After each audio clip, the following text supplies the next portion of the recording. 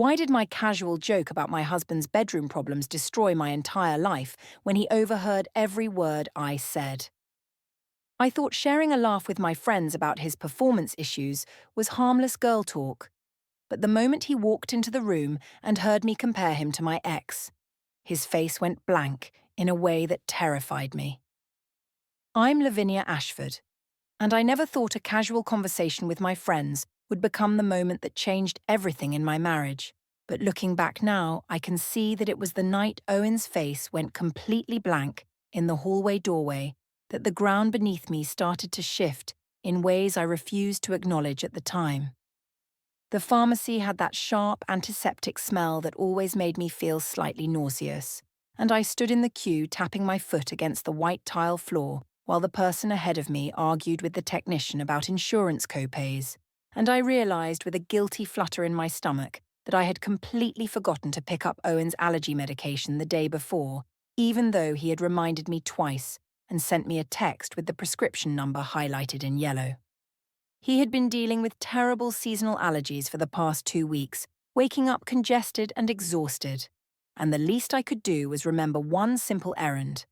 But somehow between my meeting with the design team and my lunch with Diane, I had let it slip my mind entirely. And now I was back at the same pharmacy counter feeling annoyed at myself, and annoyed at the slow-moving line, and annoyed at Owen for needing me to do this in the first place. When I finally got home that evening with the small white paper bag tucked into my purse, Owen was already in his home office with the door half closed, and I could hear the faint tapping of his keyboard and see the glow of his desk lamp spilling into the hallway. And I thought about going in to apologize for forgetting yesterday, but decided it could wait until after I made myself some tea and returned a few messages that had been piling up on my phone throughout the day. I settled onto the living room sofa with my favorite blanket pulled over my legs, and without really thinking about it, I called Diane because I needed to vent about the frustration I had been feeling for months now. The sense that my marriage had become predictable and flat and entirely too quiet, and Diane answered on the second ring with her usual warm laugh and asked me how I was holding up. I kept my voice low because I assumed Owen was absorbed in his work and probably wearing his noise-cancelling headphones the way he always did when he had a deadline approaching. And I told Diane that I was fine, but that things with Owen had been feeling stale lately, and she asked what I meant by stale. And I found myself laughing in that nervous way I do when I am about to say something I know I probably should not say out loud. I told her that Owen was a good man and responsible and dependable, but that he did not really have any fire anymore. And I said something about how he could not even keep up with me in the bedroom these days. And I made a joke about how my ex-boyfriend from years ago never had that particular problem, and Diane laughed uncomfortably on the other end of the line and said something vague about all marriages going through phases. I felt a strange mix of relief and guilt as I continued talking, describing how Owen seemed content to live the same routine week after week without any spontaneity or passion. And I mentioned that Kieran, the photographer I had been working with on a few design projects, had this energy and confidence that reminded me of what I used to feel when I was younger and less tied down by mortgages and school schedules and grocery lists. I was mid-sentence, laughing about how Owen needed an instruction manual just to understand what I needed from him, when I noticed a shadow shift in the hallway, and I looked up to see Owen standing in the doorway with his arms hanging loosely at his sides and his face drained of colour in a way that made my throat tighten instantly. I ended the call with Diane in a clumsy rush, saying I had to go and that I would talk to her later, and I set my phone down on the coffee table and tried to smile at Owen as though nothing unusual had just happened.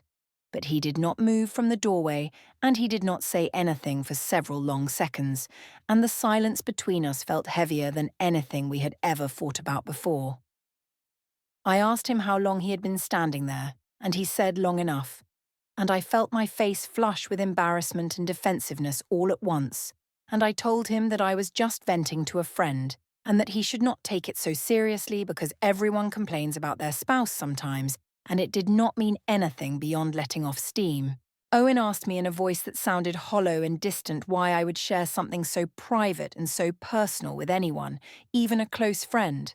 and I felt my defenses rise immediately because I did not like being made to feel guilty for having a normal conversation. And I told him that he was overreacting and that he had no right to eavesdrop on my private phone calls, and I accused him of being paranoid and insecure.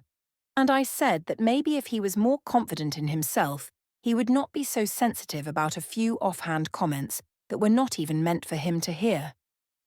He stared at me for another moment with an expression I could not quite read, something that looked like sadness mixed with resignation, and then he turned and walked back toward his home office without saying another word, and I heard the door close with a quiet but deliberate click that somehow felt more final than if he had slammed it.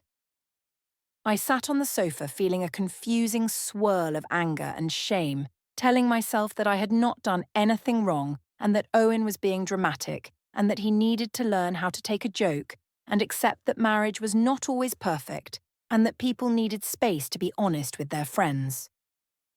Later that night, I walked past his office and noticed that the desk lamp was still on, and I could see through the gap under the door that he was sitting at his desk with papers spread out in front of him, and I caught a faint smell of ink and paper that reminded me of the way his office always smelled when he was organizing something important. I pushed the door open slightly and saw his laptop screen showing a blank document with a simple title at the top that read, Notes.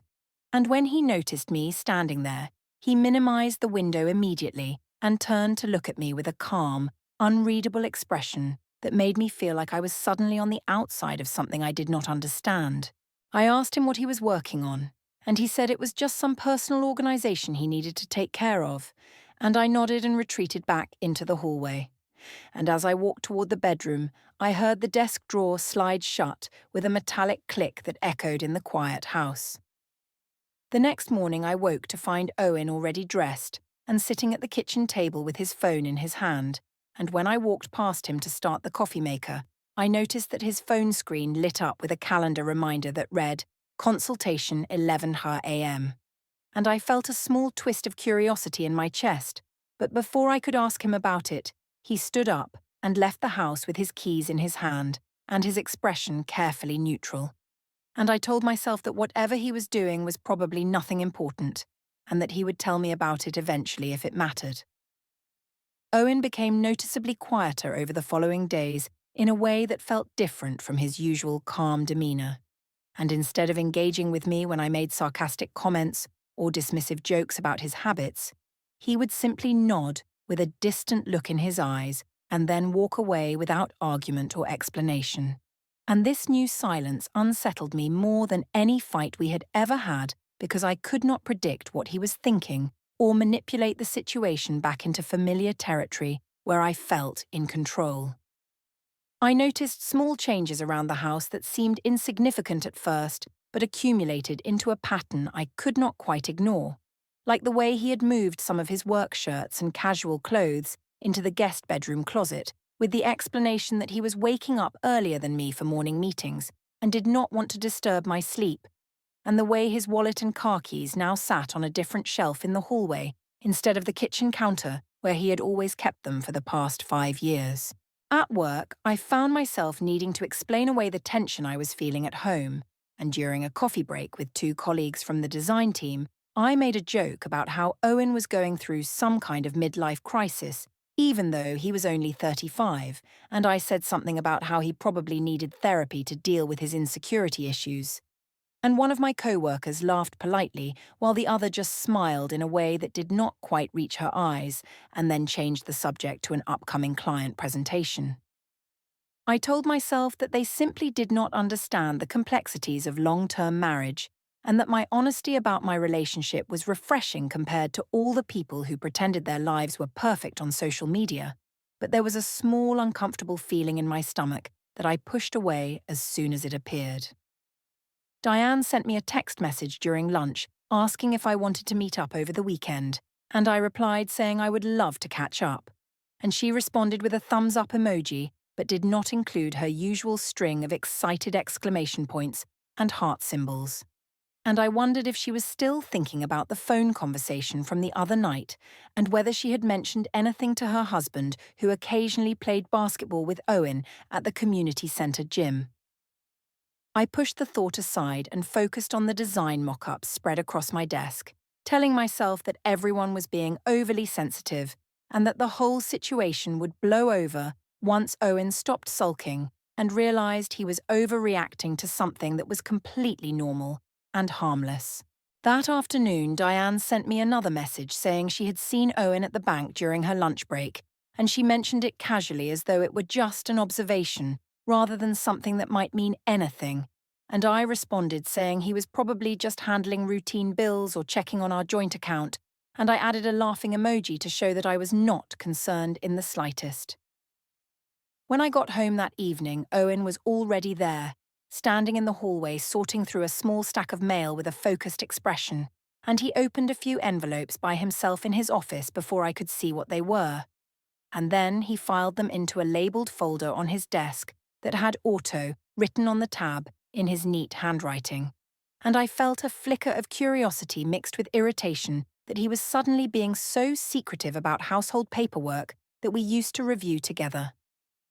I made dinner that night while Owen helped Maya with her homework at the dining table, and I could hear their quiet conversation about fractions and story problems, and I noticed how patient and gentle he was with her in a way that made me feel a strange pang of something I could not quite name, and I told myself it was just guilt for being short-tempered lately, and that I would make more of an effort to be present and engaged once I got through the stressful project at work that had been consuming most of my mental energy.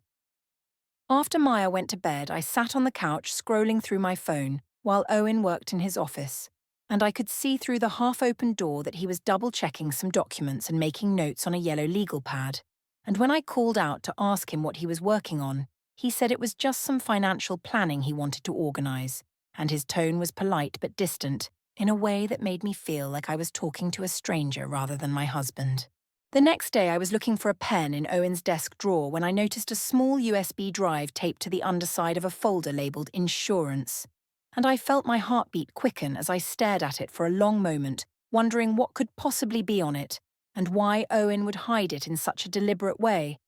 But I did not open it or remove it, because some instinct told me that crossing that line would lead to a conversation I was not ready to have. I closed the drawer carefully and left his office, and for the rest of the evening I kept glancing at him, trying to read his expression for any sign of what he might be planning or thinking. But his face remained calm and neutral, and almost eerily composed, and I found myself feeling anxious in a way I had not felt since the early days of our relationship, when I was still trying to figure out whether he was serious about building a future together. At work the following Monday, one of the senior designers asked me casually if everything was okay at home, and I felt my face flush with surprise and defensiveness, and I asked her why she was asking, and she said that someone had mentioned seeing me at a late-night bar downtown with a man who was not Owen, and she said it in a light tone as though she were not accusing me of anything but simply making conversation. And I laughed it off and told her it was just a work thing with Kieran, who was helping me with some photography concepts for an upcoming campaign. She nodded and smiled and said she was sure it was nothing, but I could see in her eyes that she did not entirely believe me, and I felt a rush of anger at whoever had been watching me and reporting back as though my personal life was some kind of office gossip topic. And I spent the rest of the afternoon feeling paranoid about who else might have seen me with Kieran and what they might have said to their partners or friends. That night, I checked my social media accounts and saw that Kieran had tagged me in a photo from 2 weeks earlier at a downtown lounge, and the post said, "Good times with good people," with a clinking glasses emoji, and I felt my stomach drop because I had completely forgotten about that photo and had not realised it was public for anyone to see, including Owen and his family and all of our mutual friends. I quickly untagged myself and sent Kieran a message asking him to be more careful about what he posted online, and he responded with a casual apology and a winking emoji that made me feel both flattered and uneasy. And I lay in bed that night staring at the ceiling while Owen slept in the guest room and wondering how everything had gotten so complicated so quickly when all I had wanted was a little excitement and validation in my life. The following Friday evening, Diane texted me about a girls' night out at a new rooftop bar downtown that had opened a few weeks earlier, and I jumped at the opportunity because I desperately needed a break from the tension that had been building in my house, like pressure in a sealed container. And I told Owen I would be out late with friends, and that he should not wait up for me. And he simply nodded while helping Maya build a tower out of wooden blocks and said that was fine, and that they would probably watch a movie together before bedtime. I spent extra time getting ready that night, choosing a dress that made me feel young and attractive and powerful in a way I had not felt in months. And when I looked at myself in the bathroom mirror, I saw the woman I used to be before mortgage payments and parent-teacher conferences and the endless routine of a life that had become smaller and quieter than I had ever imagined it would be. The rooftop bar had string lights draped across the open-air space and a view of the city skyline that glittered against the darkening sky. And Diane was already there with two other friends from her office, and we ordered a bottle of wine and settled into a corner table with cushioned chairs that felt expensive and sophisticated. And I felt the tension in my shoulders start to dissolve as I sipped my second glass and listened to stories about difficult bosses and awkward first dates and vacation plans that were still months away. After an hour of laughter and easy conversation, I felt bold enough to bring up my situation at home, and I told them in a half-joking tone that Owen had been acting strange lately, and that our marriage had lost all its spark, and one of Diane's co-workers asked what I meant by spark, and I found myself saying more than I had planned to say, describing how Owen had become predictable and boring and unable to meet my needs in ways that mattered.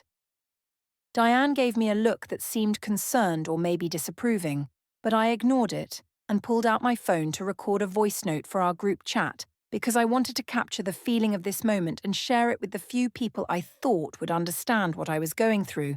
And I held my phone close to my mouth and started talking in a voice that was louder and more careless than usual because of the wine and the music and the sense of freedom I felt sitting high above the city with people who were not judging me for wanting more from my life. I said into the recording that Owen had no passion anymore and that he acted like an old man even though he was only 35, and I laughed as I described how he could not even keep up with me physically and how the whole situation made me feel trapped and unappreciated. And then I mentioned Kieran and said something about how he knew how to make a woman feel alive in a way Owen had forgotten or maybe never really understood in the first place. I meant to send the voice note only to Diane in a private message, but my fingers were clumsy from the wine and the dim lighting, and I accidentally tapped the larger group chat that included several of Diane's friends and co-workers, and I did not realize my mistake until several minutes later when I saw the message thread and noticed that the group included Rachel, Owen's older sister, who was friends with Diane from a book club they had both joined last year. My stomach dropped as I stared at my phone screen and saw that the voice note had been delivered and that Rachel had already seen it, indicated by the small blue check mark beneath the timestamp, and I felt a wave of panic mixed with defensive anger, because I had not intended for Owen's family to hear something that was meant to be private venting between friends. And I told myself that Rachel had no right to listen to something that was not meant for her, and that she should have deleted it immediately rather than screenshot it or share it with anyone else. Diane noticed my expression and asked what was wrong, and I showed her the group chat, and her face tightened with concern, and she said quietly that I should probably reach out to Rachel and explain that the voice note was taken out of context and that I was just blowing off steam after a stressful week, but I felt too embarrassed and too defensive to do that. And instead I ordered another glass of wine and tried to convince myself that Rachel would understand that people say things they do not entirely mean when they are frustrated and exhausted and surrounded by friends who are supposed to support them no matter what. The rest of the evening felt hollow and forced, and I left the rooftop bar earlier than I had planned, and I drove home with my hands gripping the steering wheel too tightly and my mind racing through possible explanations and justifications I could offer if Owen's family confronted me about what I had said. The next evening was Maya's school recital at the community centre hall, a small performance where the kindergarten and first grade students sang songs about seasons and friendship, and I had marked it on the calendar weeks ago and promised Maya I would be there in the front row to cheer for her. I spent the afternoon working on a design presentation that was due Monday, and I lost track of time until I glanced at my phone and realized the recital had already started 15 minutes earlier, and I rushed to change into a dress that felt too formal and too fancy for a children's performance, but was the only clean option I had that did not require ironing. And I drove to the community centre with my heart pounding and my mind full of excuses I could give to Owen and Maya for being late. When I walked into the hall, I saw Owen sitting alone in the back row with an empty seat beside him, and Maya was already on stage with her class, singing a song about butterflies, and her eyes scanned the audience until they landed on Owen, and she gave him a small wave that he returned with a gentle smile that made my chest feel tight, with something close to shame. Other parents turned to look at me as I made my way down the aisle, and I could see in their expressions a mixture of curiosity and judgment, and I tried to smile and act as though everything was perfectly normal. But when I reached Owen's row and tried to sit beside him, he did not acknowledge me or shift his position to make room, and I ended up sitting one seat away with my purse in my lap and my hands folded in a way that I hoped looked calm and composed. After the recital ended and the children filed off the stage to find their families, Owen took Maya by the hand and told her they were going to get ice cream to celebrate her beautiful singing, and he did not invite me or even look in my direction. And Maya asked if Mommy was coming too, and Owen said that Mommy probably had other things to do and that it would just be the two of them tonight. I watched them walk toward the exit with Maya's small hand wrapped around Owen's fingers, and I felt a surge of anger and hurt that he would exclude me so deliberately in front of other parents and teachers who were already whispering and glancing in my direction. And I texted him asking where they were going, and he replied 30 minutes later with just the name of an ice cream shop and a neutral emoji that told me nothing about what he was feeling or planning. I drove home alone and sat in my car in the driveway for several minutes staring at my phone, and then I saw Rachel's name appear on my screen with an incoming call, and I let it ring until it went to voicemail. And seconds later, a text message arrived that said, "We need to talk. Tomorrow. My place." And I felt my hands start to shake as I realized that the voice note I had sent in a moment of careless honesty was about to become something much bigger and more damaging than I had ever anticipated. I spent Saturday morning trying to convince myself that I could avoid going to Rachel's apartment, and that if I simply ignored her text message long enough, she would eventually drop the subject and move on to something else. But by early afternoon, another message arrived that was shorter and more direct, saying only 2 p.m, "Don't make me come to you." And I knew from the tone that Rachel was not going to let this go quietly or politely the way I had hoped she might. I arrived at her apartment building 10 minutes late as a small act of defiance, and I climbed the stairs to the third floor feeling my heart pound harder with each step, and when Rachel opened the door, her face was set in an expression I had never seen before. Something cold and disappointed that made me feel like a child being called into the principal's office, rather than an adult woman visiting her sister-in-law for what I kept telling myself would be a reasonable and brief conversation. Rachel did not offer me tea or ask me to sit down in her usual welcoming way, and instead she stood in the middle of her small living room with her arms crossed over her chest and her phone in her hand, and without any preamble or polite small talk she pressed play on the voice note I had recorded at the rooftop bar. And my own voice filled the room describing Owen as passionless and boring and unable to satisfy me. And hearing those words played back in the stark silence of Rachel's apartment made them sound crueler and more deliberate than they had felt in the moment I had said them. I tried to laugh it off and explain that I had been drinking and venting, and that everyone says things they do not entirely mean when they are frustrated with their spouse. And I told Rachel that she was invading my privacy by listening to something that was meant for a private conversation between friends. But Rachel cut me off mid-sentence and said in a voice that was calm but edged with anger that privacy ends when you humiliate someone publicly and share intimate details about them with people who have no business knowing those things. I felt my defenses rise immediately because I did not like being lectured by someone who had no idea what it was like to feel trapped in a marriage that had lost all its excitement and spontaneity, and I told Rachel that she was overreacting and making this into a bigger issue than it needed to be, and I said that Owen was probably being dramatic and playing the victim because he could not handle the fact that I had legitimate complaints about our relationship that needed to be addressed. Rachel stared at me for a long moment with an expression that looked almost sad, and then she said quietly that I had just proven exactly why Owen was right to protect himself, and that she had spent years defending me to her parents and telling them I was good for Owen despite their early reservations, but that after hearing this voice note and seeing how casually I dismissed the pain I had caused, she could no longer pretend that I was the person she had thought I was when Owen first brought me home to meet his family. I accused Rachel of taking Owen's side without even hearing my perspective or understanding the full context of our marriage, and I said that it was easy for her to judge me from the outside when she had never been married herself and had no idea what it took to maintain a relationship over years of mortgage payments and childcare responsibilities and the grinding routine of adult life. And Rachel responded by saying that being single did not mean she was incapable of recognizing cruelty when she saw it, and that respect and basic human decency were not negotiable regardless of how stressed or frustrated someone claimed to be.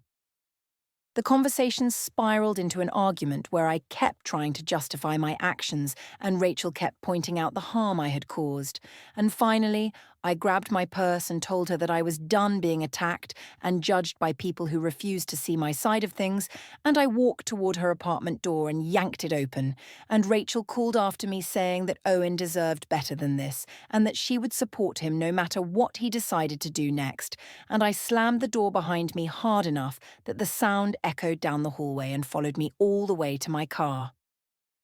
Sunday dinner at Owen's parents' house had been on the calendar for weeks, and I considered cancelling but knew that would only make things worse and give Rachel more ammunition to use against me. So I showed up with a store-bought dessert and a forced smile and tried to act as though nothing unusual had happened over the past few days. The Ashford family home smelled like roasted chicken and rosemary, and Patricia greeted me at the door with a politeness that felt noticeably cooler than usual. And Marcus was already seated in the living room, reading the newspaper, and barely looked up when I said hello. And I felt the weight of their disapproval settling over the house like a heavy fog that made it hard to breathe normally or think clearly about how to navigate the next few hours. Owen arrived a few minutes after me with Maya holding his hand, and she ran to hug her grandparents with the easy affection of a child who had no idea that the adults around her were quietly fracturing into opposing camps. And Patricia knelt down to talk to Maya about her school recital and asked her to sing one of the songs she had performed. And Maya's clear voice filled the living room with a sweetness that made my throat feel tight with emotions I could not quite name. We sat down to dinner at the long wooden table that had hosted countless family gatherings over the years, and for the first 20 minutes everyone focused on passing dishes and asking Maya about her week and carefully avoiding any topic that might lead to conflict, but I could feel the tension building beneath the surface of polite conversation, like a storm gathering strength just beyond the horizon. I made a comment halfway through the meal about how Owen needed an instruction manual to understand what women actually wanted from a relationship, and I said it in a light teasing tone that I thought would come across as a harmless joke. But the table went completely silent in a way that made my stomach drop, and Patricia set down her fork with a deliberate calmness and said in a quiet, firm voice that she did not find that funny at all, and that marriage was not a joke to be mocked at a family dinner table. Marcus stared at his plate without saying anything, but I could see his jaw tighten and his hand grip his fork a little harder, and Owen continued eating as though he had not heard anything. But there was something in his posture that told me he had registered every word and was simply choosing not to engage with my attempt to deflect the tension with humour. Maya looked around the table with wide, confused eyes and asked why everyone was so quiet, and Owen gently redirected her attention by asking about her favourite part of the recital, and she started talking about the butterfly song again, and gradually the conversation resumed, but with a forced quality that made every sentence feel like it required effort, and careful consideration. After we finished eating, Owen helped his parents clear the table while I stayed seated with Maya, and I could hear their low voices in the kitchen speaking in tones too quiet for me to make out individual words, and I knew with absolute certainty that they were talking about me and about the voice note and about whether Owen should continue trying to save a marriage that was clearly broken in ways that went deeper than simple frustration or miscommunication. When dinner finally ended and I gathered my purse and coat to leave, Marcus walked me to the door and stood in the doorway in a way that blocked my easy exit, and he said in a voice that was quiet but unmistakably serious that cruelty was not love, and that if I could not respect Owen, then I should not expect his family's support or understanding. And he said it without anger or drama, but with a finality that made it clear he was drawing a line that I would not be allowed to cross back over easily. I drove home with those words replaying in my mind, and I told myself that everyone was overreacting and being unfair and refusing to see things from my perspective.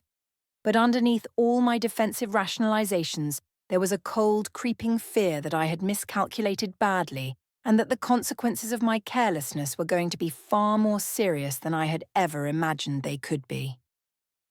The following week felt like living in a house with a stranger who happened to share my address and my last name,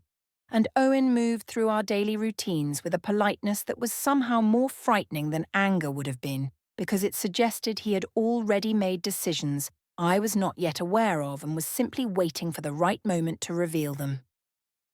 I went to the supermarket on Tuesday afternoon to pick up groceries for the week, and as I stood in the produce section examining tomatoes, I heard someone say my name, and I turned to see Rachel standing a few feet away with a shopping basket hanging from her arm and an expression on her face that was carefully neutral but unmistakably cold. I considered pretending I had not heard her and walking in the opposite direction, but she was already moving toward me with a deliberate stride that made it clear she had something to say.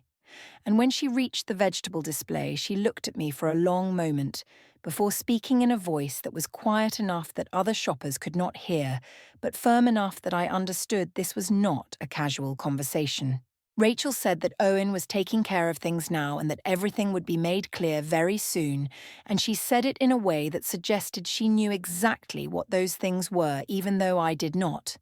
And I felt a flutter of panic in my chest that I tried to hide behind a dismissive laugh, and I asked her what she meant by that, but she simply shook her head and said I would find out when the time was right, and that I should probably start thinking seriously about the choices I had made and the consequences that were coming, whether I was ready for them or not. I watched Rachel walk away toward the checkout lanes, and I stood frozen in the produce section with a bag of tomatoes in my hand, feeling like the ground beneath me had shifted in some fundamental way that I could not quite articulate, and I abandoned my shopping cart and left the store without buying anything because suddenly I could not focus on meal planning or household logistics when my mind was racing through possibilities of what Owen might be planning and what Rachel knew that I did not. When I got home, Owen's car was parked in the driveway, and through the window I could see him sitting in the driver's seat with papers spread across his lap and a yellow highlighter in his hand, and he was reviewing what looked like bank statements with the kind of focused attention he usually reserved for important work projects. And I stood on the front walkway for several minutes watching him through the car window before he noticed me and calmly gathered the papers into a folder and stepped out of the vehicle with his keys in his hand. I asked him what he was working on, and he said it was just financial planning and household organization, and his tone was so matter-of-fact and unremarkable that I almost believed him. But then I noticed a small, sticky note attached to the dashboard that read, "Confirm 3:45 p.m." in his neat handwriting. And I felt that same creeping unease I had experienced in the supermarket with Rachel. And I wondered what kind of appointment required confirmation at such a specific time, and why he had not mentioned it to me the way he usually did when he had meetings or obligations that might affect our evening schedule.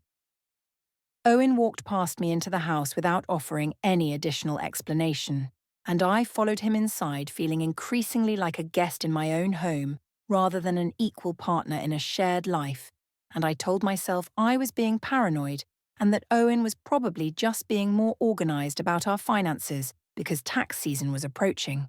But the explanation felt hollow even as I tried to convince myself it was true. That evening, Owen declined to join me for a dinner party at one of my co-workers' apartments, saying he preferred to stay home with Maya and that he had some things he needed to take care of around the house. And when I pressed him on it and asked why he was suddenly avoiding all our social obligations, he said calmly that he was not avoiding anything, but rather choosing to spend his time in ways that felt more meaningful and productive.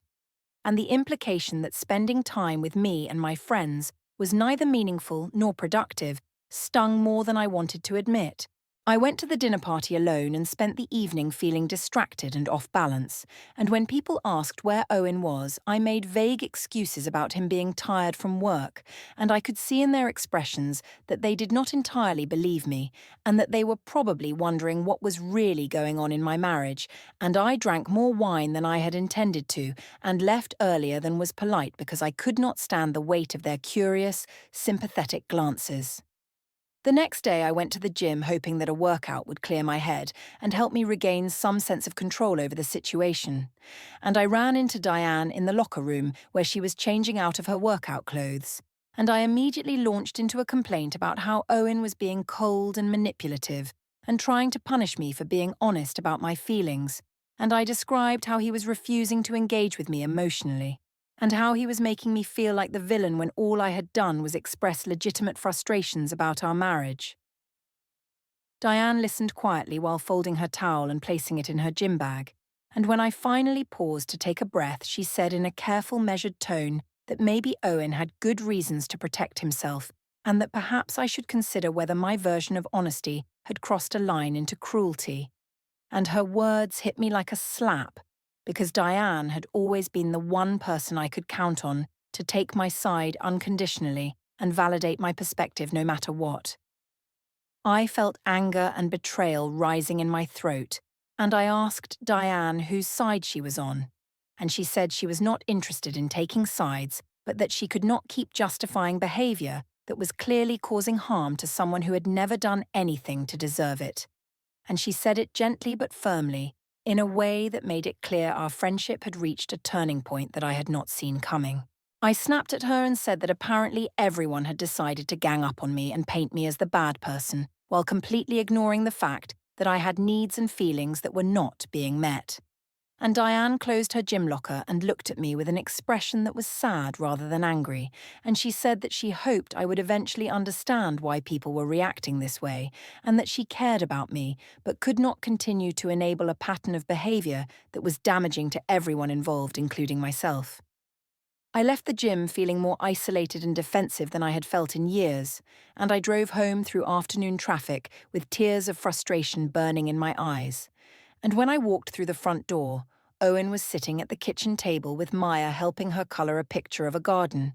and he looked up at me with that same calm, distant expression that had become his default over the past few weeks, and I wanted to scream at him or shake him or do something that would crack through his controlled exterior and force him to engage with me the way he used to. But instead I walked past them without saying anything and went upstairs to our bedroom where I sat on the edge of the bed staring at my phone and wondering how everything had fallen apart so quickly. That evening after Maya was asleep, Owen found me in the living room, and he sat down in the chair across from me rather than beside me on the couch. And he said in a voice that was quiet and deliberate that he wanted me to know he was not going to argue or fight anymore, and that he had decided to handle our situation properly and appropriately through the correct channels. And he said the word properly with an emphasis that made it sound significant and final. And I felt my heartbeat quicken as I asked him what he meant by that. Owen said that everything would be documented and handled according to established processes, and that I would understand soon enough what that meant. And then he stood up and walked toward his office, and I heard the soft click of the door closing, followed by the faint beep of a recording app being stopped. And I sat frozen on the couch, realizing that he had been recording our conversation and that whatever he was planning had already been set in motion in ways I could not see or control or talk my way out of anymore. The following Thursday afternoon, I sat in my car at the school pickup line, scrolling through my phone and trying to distract myself from the persistent anxiety that had been sitting in my chest like a stone for the past several days, and the usual cluster of parents stood near the school entrance, chatting about weekend plans and upcoming field trips while we waited for the dismissal bell to ring. A man in a dark business suit approached my car window and tapped on the glass, and when I rolled it down, he asked if I was Lavinia Ashford, and when I said yes, he handed me a thick manila folder and said I had been served. And my hands trembled as I opened the folder and saw the documents inside with official letterhead and case numbers and language that made my stomach turn over with sudden sick understanding. The divorce petition listed grounds including emotional cruelty and cited specific dates and incidents, and attached to it were temporary orders freezing our joint credit cards and requiring me to respond within 21 days, and behind that was a motion for primary custody of Maya, with a detailed parenting plan that gave Owen majority time and me supervised visitation pending a full hearing. And the final document was a civil complaint for defamation that listed the rooftop bar voice note as Exhibit A, along with screenshots of the group chat and witness statements from Rachel and Diane, and even Owen's parents describing a pattern of public humiliation and reputational harm. I looked up from the papers and saw other parents staring at me with expressions ranging from curiosity to judgment, and Maya's regular babysitter stood near the school doors with her phone in her hand, clearly having witnessed the entire exchange, and across the parking lot I saw Owen's car pulling away with Rachel sitting in the passenger seat, and neither of them looked in my direction as they drove toward the exit.